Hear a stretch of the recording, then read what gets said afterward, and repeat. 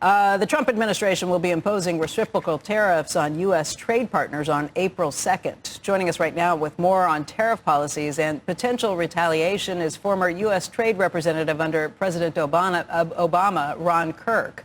Ambassador, good morning, and thank you for joining us this morning. Good morning.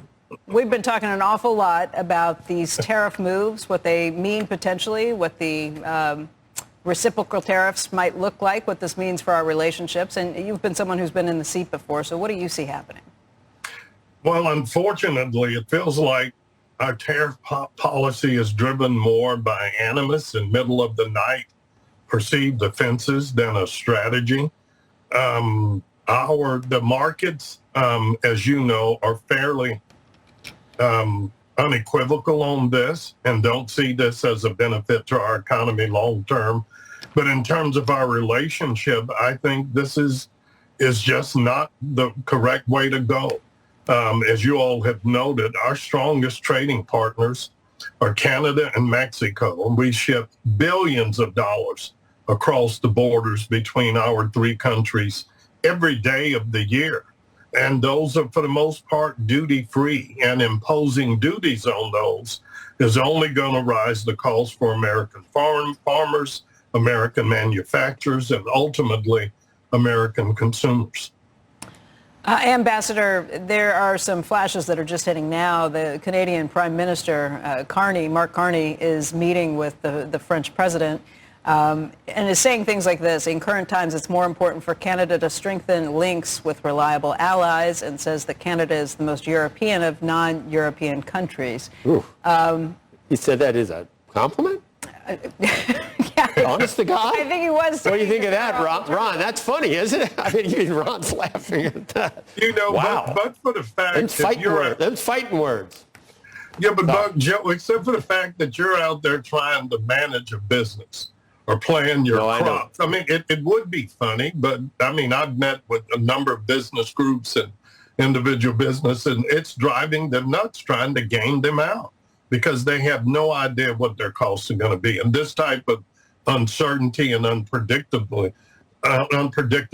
is bad for the markets, but it's horrible for business. But the message in there is one that, even though it's laughable, it's one that should concern us. Our longtime allies and partners, whether it's Canada or Mexico or Europe, are basically saying to us, we don't know if we can depend on the United States anymore. Right. And I don't think that's a good place for us to be. It should be based on how our companies are affected too, I think, Ron, because if trying to levy something on Canada causes automakers here to spend money on stuff that they don't want to, if they'd like to spend it on plant refurbishment or innovation, and all of a sudden they're getting some seats from Canada and they're paying, it's going to be an extra, I don't know, take your pick, not just seats, but across the board. If it costs more money, and I think the Trump administration would eventually be open to hearing that stuff.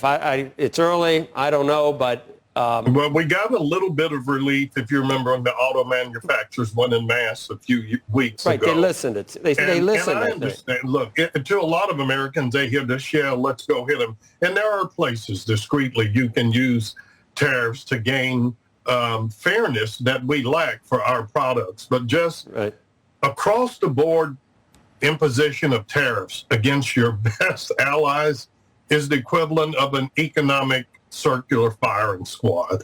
None of us are going to benefit from this.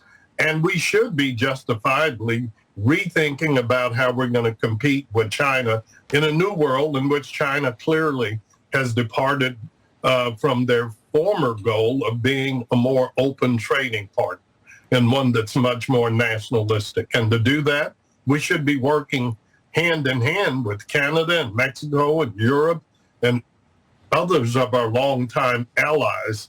But America first may sound good, but America alone is a pretty dangerous path to chart.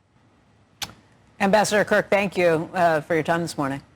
Thank you for having me. Coming up, severe storms hitting multiple states this weekend.